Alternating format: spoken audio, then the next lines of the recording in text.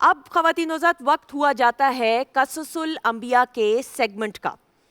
خواتین حضرات کل ہم نے حضرت سلیمان علیہ السلام کے مبارک قصے کا ذکر کیا تھا، ان کا واقعہ بیان کیا تھا۔ ویسے تو تمام چرند پرند حضرت سلیمان علیہ السلام کے تابع تھے، لیکن ہدہد اپنی فرما برداری میں نہایت مشہور تھا۔ اسی ہدہد نے آپ کو ملکہ بلقیس کے بارے میں خبر دی تھی، اور یہ خبر ملنے کے بعد حضرت سلیمان علیہ السلام نے ملکہ بلقیس کے نام ایک خط ارسال کیا تھا، جسے یہی ہدہد لے کر گیا۔ ملکہ نے جب خط پڑھا تو فوری طور پر درباری طلب کر لیے۔ اس نے اپنے ارکان سلطنت سے کہا، اے اہل دربار، میری طرف سے ایک بہت بڑا اہم خط آیا ہے، جسے بسم اللہ الرحمن الرحیم سے شروع کیا گیا ہے۔ اب تم سب مل کر مجھے مشورہ دو کہ مجھے کیا کرنا چاہیے۔ درباری نے کہا، اے ملکہ، ہم طاقتور ہیں اور جنگجو بھی ہیں، جیسا آپ حکم دیں گی ویسا ہی ہوگا۔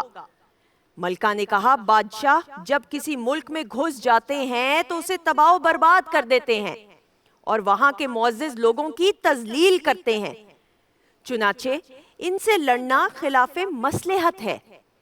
میں ان کی طرف ایک تحفہ یعنی ہدیہ بھیجتی ہوں، پھر دیکھتی ہوں کہ وہ کیا جواب دیتے ہیں۔ خواتین حضرات، اس کے بعد ملکہ بلقیس نے 500 کنیزیں، 500 غلام بہترین عالی شان لباس اور زیورات سے آراستہ کر کے ان کو روانہ کیا۔ ان لوگوں کے پاس 500 سونے کی اینٹیں اور بہت سارے جواہرات تھے، مشک اور عنبر سے بنا تاج تھا، بہت ہی قیمتی تاج تھا، اور ایک خط اپنے قاصد کے ہاتھ حضرت سلیمان علیہ السلام کی طرف روانہ کر دیا۔ جب ملکہ بلقیس کا قاصد حضرت سلیمان علیہ السلام کی بارگاہ میں پہنچا تو انہوں نے جواب دیا، جسے قرآن کریم نے یوں بیان کیا ہے، کیا تم لوگ مال سے میری مدد کرتے ہو؟ تو اللہ نے جو مجھے دیا ہے وہ اس سے بہت بڑھ کر ہے، اور اس سے بہتر بھی ہے۔ جو تمہیں دیا ہے تم واپس جاؤ، ہم ان پر وہ لشکر لائیں گے جس کا سامنا کرنے کی ان میں طاقت نہ ہوگی، اور ضرور ہم ان کو ان کے شہر سے نکال دیں گے اور وہ پست ہو جائیں گے۔ خواتین و حضرات، چنانچہ قاصد وہ تمام سامان لے کر واپس چلا گیا اور حضرت سلیمان علیہ السلام کا پیغام بھی ساتھ لے گیا۔ ملکہ ایک دانا خاتون تھی، لہٰذا اس نے جنگ کے بجائے حضرت سلیمان علیہ السلام کے دربار میں حاضر ہو کر اپنی فرما برداری کا یقین دلانے کا فیصلہ کیا۔ وہ شاہانہ انداز کے ساتھ حضرت سلیمان علیہ السلام کی طرف روانہ ہوئی۔ اس ملکہ کا تخت خواتین و حضرات بہت مشہور تھا۔ اس کی لمبائی اس تخت کی 80 گز اور چوڑائی 40 گز اور اونچائی 30 ہاتھ تھی۔ اس میں قیمتی موتی اور سرخ یاقوت جڑے ہوئے تھے۔ حضرت سلیمان علیہ السلام کے دل میں خواہش پیدا ہوئی کہ کیوں نہ اس سے پہلے کہ ملکہ اور اس کے سارے درباری ان کی خدمت میں حاضر ہوں، ان کے آنے سے قبل اس کا تخت جو ہے وہ یہاں آ جائے۔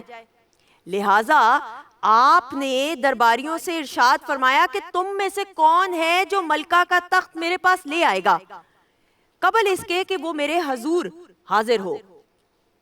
ایک طاقتور جن بولا کہ میں تخت لا دوں گا قبل اس کے کہ آپ کا اجلاس ختم ہو جائے۔ اس کا بیان سن کر حضرت سلیمان علیہ السلام نے کہا، میں چاہتا ہوں کہ اس سے بھی جلد یہ تخت میرے دربار میں آ جائے اور حاضر ہو جائے۔ یہ سن کر آپ کے ایک وزیر تھے، انہوں نے حضرت سلیمان علیہ السلام کو اس سے بھی جلد تخت دینے کی پیشکش کر دی، اور پلک جھپکنے میں تخت آپ کی خدمت میں حاضر کر دیا۔ تخت دیکھتے ہی حضرت سلیمان علیہ السلام نے فرمایا کہ یہ رب کا فضل ہے تاکہ وہ مجھے آزمائے، اور میں شکر کرتا ہوں، اور کہا کہ جو ناشکری کرے وہ اپنی ناشکری کی وجہ سے پھنستا ہے۔ خواتین و حضرات، اس کے بعد ملکہ بلقیس حضرت سلیمان علیہ السلام کی بارگاہ میں حاضر ہو گئی، اور حضرت سلیمان علیہ السلام نے ملکہ کا امتحان لینے کے لیے ان کے تخت میں کچھ رد و بدل کر دی، کچھ تبدیلی کر دی۔ جب وہ ملکہ تشریف لائیں تو ان سے پوچھا کہ تمہارا تخت بھی اسی طرح کا ہے؟ تو اس نے کہا کہ یہ تو ہو بہو وہی تخت ہے۔ جب ملکہ پر تخت کی حقیقت ظاہر ہوئی اور حضرت سلیمان علیہ السلام کے عظیم و شان معجزات دیکھے تو اسے یقین ہو گیا کہ آپ اللہ کے سچے نبی ہیں۔